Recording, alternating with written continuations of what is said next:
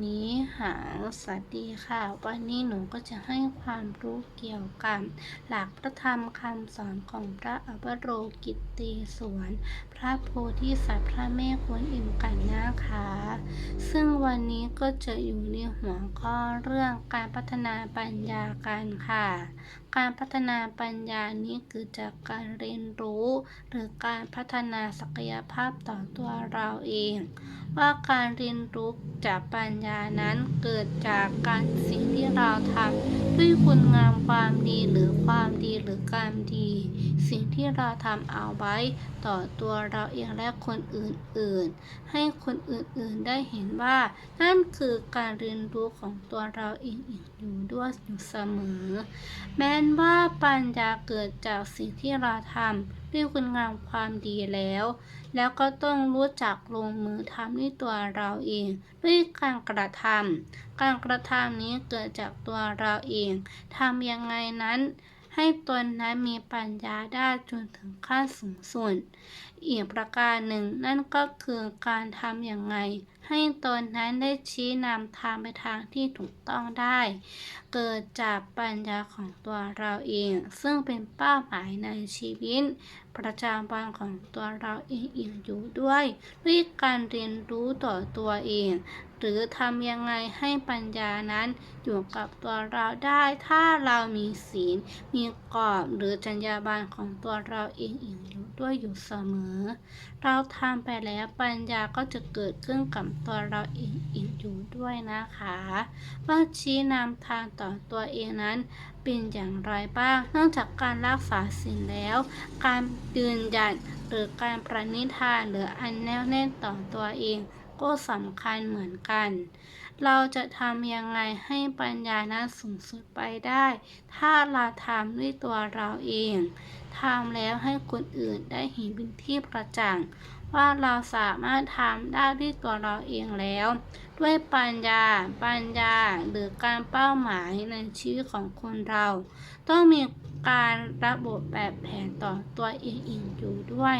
ว่าสิ่งที่เราทำไปนั้นด้วยปัญญาอันแท้จริงแล้วด้วยชี้ทางของตัวเองหรือชี้ทางสว่างแก่ตัวเอง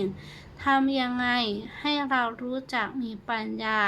ต่อคนอื่นๆและตัวเราเองอยู่ด้วยทั้งคนให้และคนรับ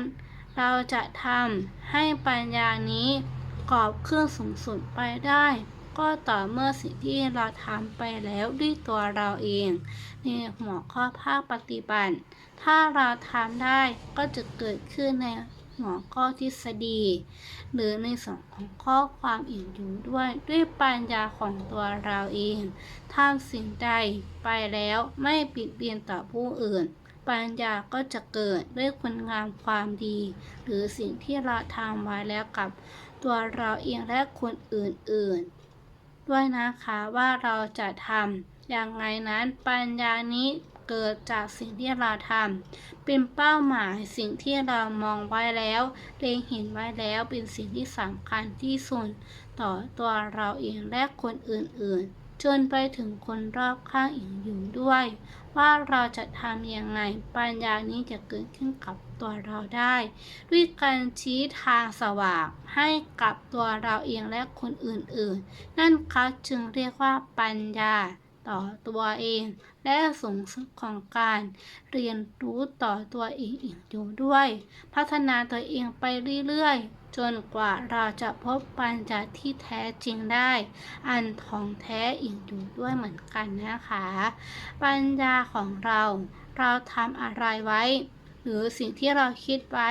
ขอให้เกิดปัญญานี้ก็จะอยู่กับตัวเราได้ก็ต่อสิ่งที่เราทำไปแล้วต่อตัวเราเองหรือสิ่งที่เราลงมือทำเป็นที่ประจักษ์ต่อคนอื่นๆว่าเราทำได้ในสิ่งที่เราสามารถทำได้จริงแล้วด้วยขอให้เกิดปัญญาอีกด้วยเหมือนกันนะคะปัญญานี้เป็นสิ่งที่สำคัญในการพัฒนาชีวิตของตัวเราเองและการเรียนรู้ต่อตัวเองในหัวข้อภาคปฏิบัติอีกอยู่ด้วยเหมือนกันนะคะ